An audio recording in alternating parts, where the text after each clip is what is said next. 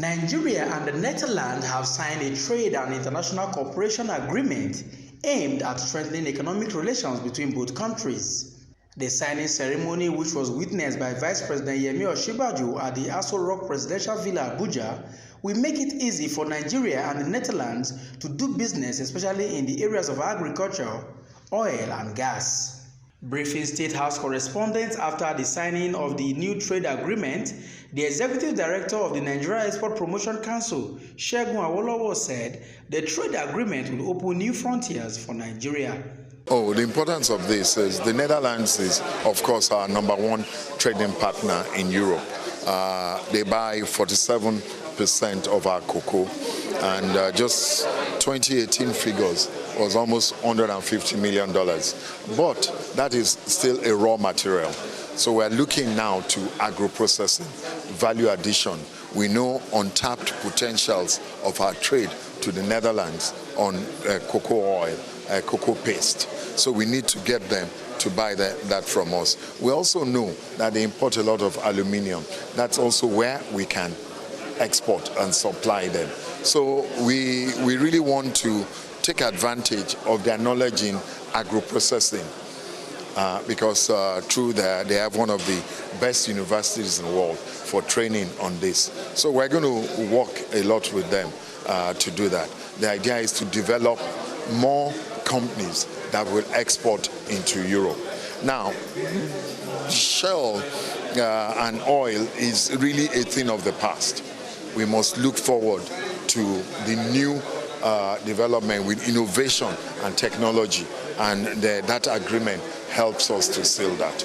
How ready are you to drive this agreement from your end as a country, Nigeria? Oh, Nigeria is ready. We're looking at getting more competitive for our goods. The Africa Free Continental area has just been open. A lot of people really don't know that it was actually in force about a month before Nigeria signed.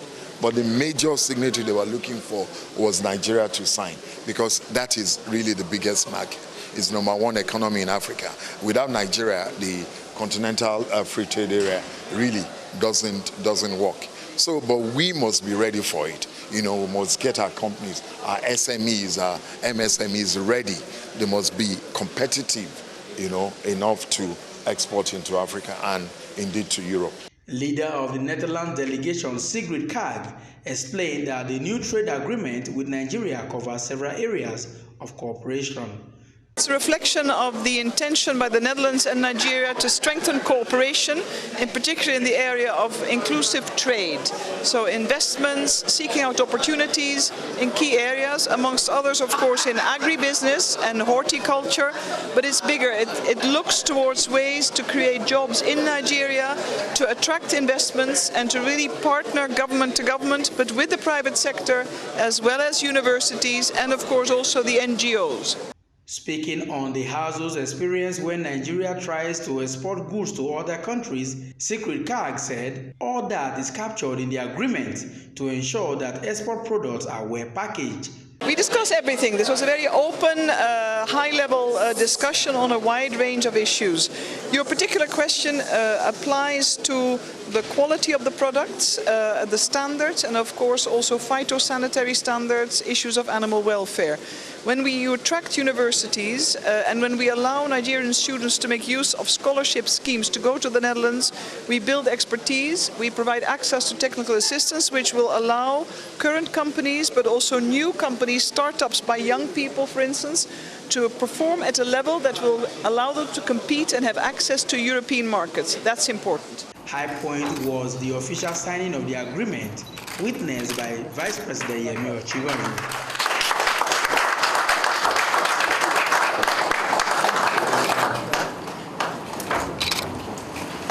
The Netherlands is Nigeria's leading trading partner in Europe. From Abuja, I am Festus Ejiroge Nefife for Ben Television.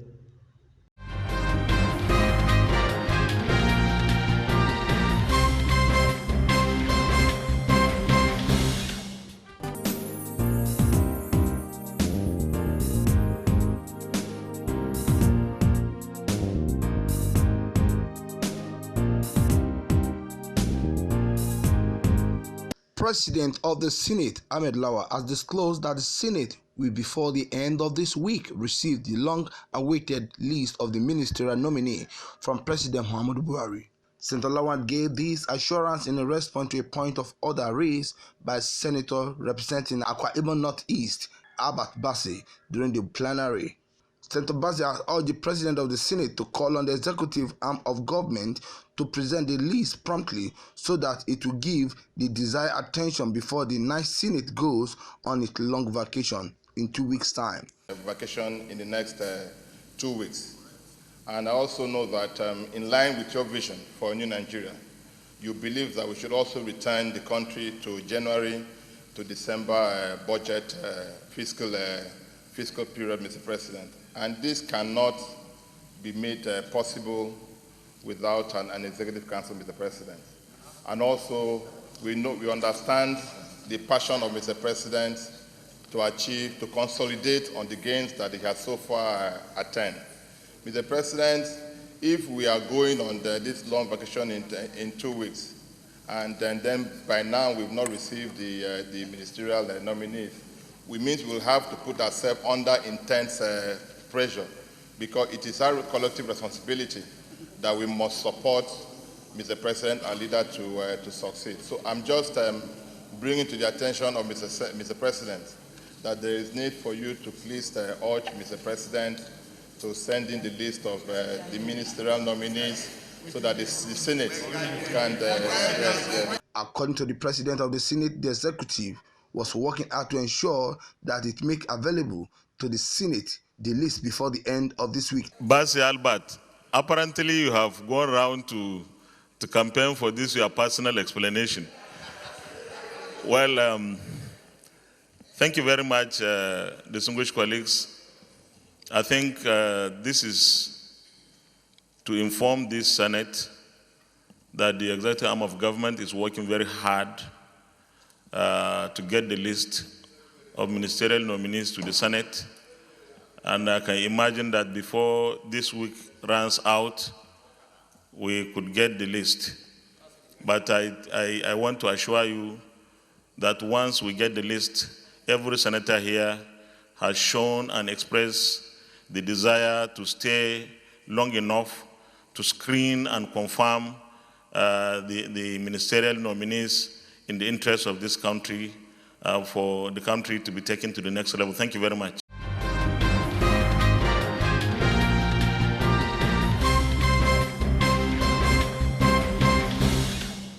Discover the tangible magic of our hospitality that is all about you. The Wells Cotton Hotel and Apartments is a surely fantasy-like journey into a glamorous world of pure luxury and gratifying indulgence. The Wells Cotton Hotel and Luxury Apartments offers guests a perfect blend of relaxation, business and pleasure, delicately infused to meet the highest international standards. It's first-class service at its finest. Our commitment to exceed your expectations means impeccable attention to detail, courtesy, and a genuine care for your every need. Located at number 8 Gadonasco Street, off Jose Martin at Sokoru, Abuja, Nigeria. You can call us on +234 908 7561269 or visit our website at wellscotting.com. Upgrade your stay at the Wells Cotton Hotel and Luxury Apartments, an experience guaranteed to leave you breathless with longing.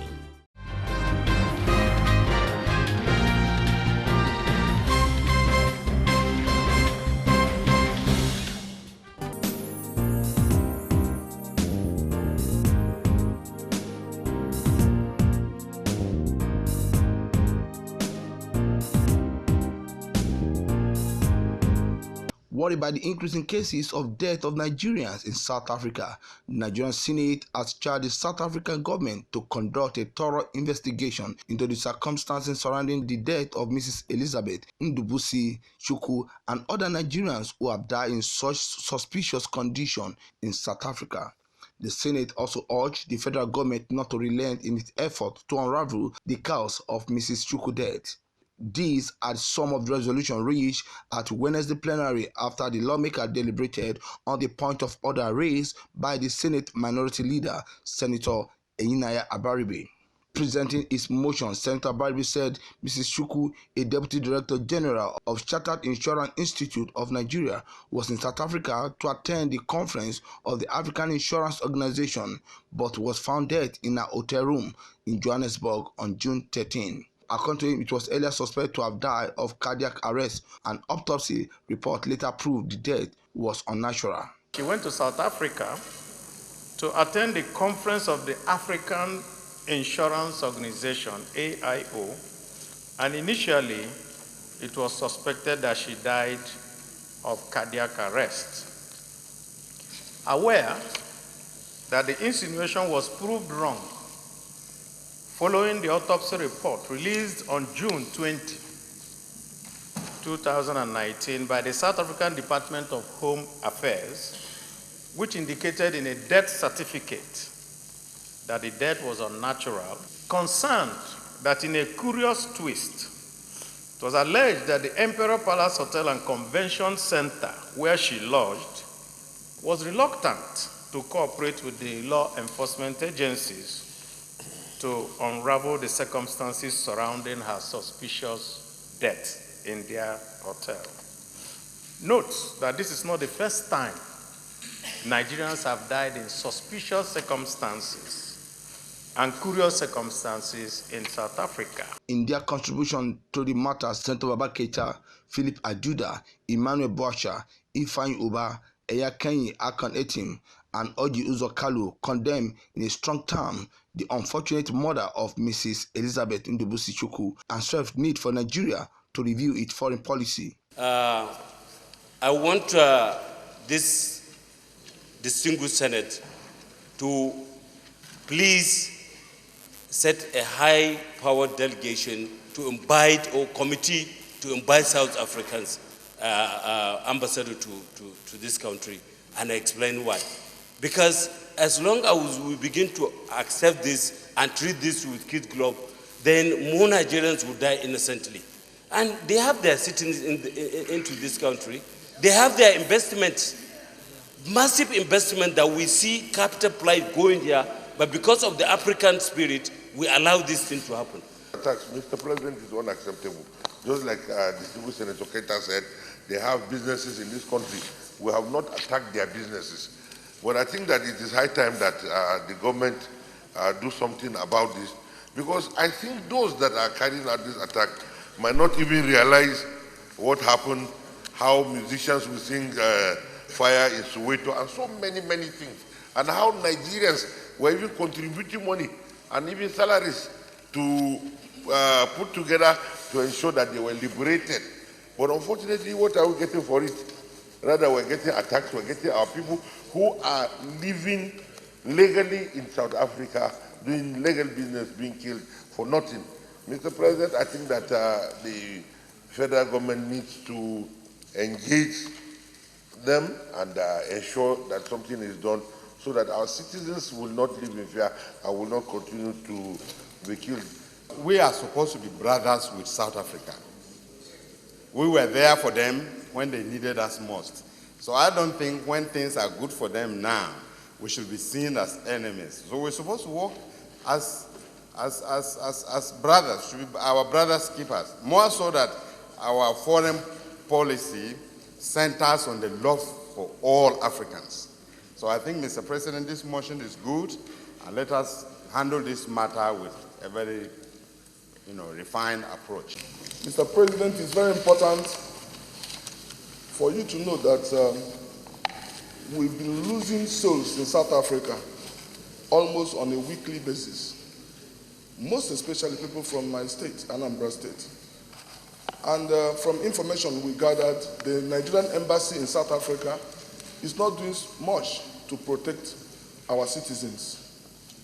So in support of what the motion, I would like us to invite, if possible, representatives from Ministry of Foreign Affairs, if possible, send a very strong worded letter to Nigerian embassy in South Africa to give us narratives of how many lives we've lost in South Africa. Then, Mr. President, we remember when we used to cry free Mandela. So Soweto, but you find that Soweto is even beautiful than most cities, part of Abuja. And so they are teaching us a lesson. Their brutality over Nigerians suggests that they do not, even our relationship with them does not define that they are for our good. They are for our goods. When you look at MTN that is hosted by South Africa, they are for our goods. They are not for our good. When you look at ShopRite, they are for our goods and not for our good. And you can mention many. It means that Nigeria have not learned a lesson. The way and manner, whenever South African airline lands in Johannesburg, they will start pursuing all Nigerians that are in that airplane. Especially when they think you have some money, they will track you to the hotel. They will track. This is not first time somebody is dying in the hotel. It's not the second time. It's not the third time. So federal government of Nigeria must redefine our relationship with South Africa. In his remark, President of the Senate, Ahmed Lawal, warned South Africa not to take Nigeria for granted, said this is one day too many and cannot be swept under carpet. I believe that our next set of contingents to represent us on the Pan-African Parliament, which is based in South Africa, must ensure that these issues are brought to the fore. We are a responsible country. That's why we don't take the law into our hands in the way of retaliation, but we shouldn't be taken for granted. Nigeria tries to provide leadership for Africa, but in this leadership position, we should be also able to tell every African country the truth. We have taken this killing for too long, and I think the time has come for us as a parliament to tell the South African parliament, because that is where South Africans are represented fully, that we have taken enough of this and we are not going to take it anymore. I believe that as a country, the executive arm of government has also protested, but we should support the executive arm of government so that together we are able to stop this kind of mindless and senseless killing of our citizens in those countries. The Senate also urged the Ministry of Foreign Affairs to invite Nigerian ambassador to South Africa and South Africa ambassador to Nigeria to appear before a high-power committee to look into the circumstances surrounding the death of Mrs. Elizabeth Ndubuisi Chukwu.